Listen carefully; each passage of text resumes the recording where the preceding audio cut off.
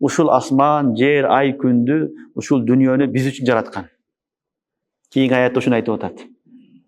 Булардан максат биз үчүн Алла Таала ушуларды жараткан. Бул максат эмес. Адамдар асманды, жерди, тоо ташты ыйык тутуп алган. Ал инсандын кызматына жаралган махлук өзү. Мына ушул инсанды Алла Таала жараткан ахиретке, ушул дүйнөнү инсан үчүн жараткан. Инсанды кантип жараткан? Аллах субханала таала кийинки аяттарда баяндап атат. Халакакум мин нафсин вахида. Силердин баарыңарды бир жандан жаратканбыз дейт.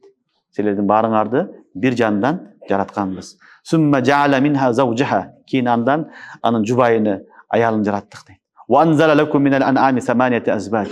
Силерге жана силерге 8 түрдүү жаныбарларды түшүрдүк дейт.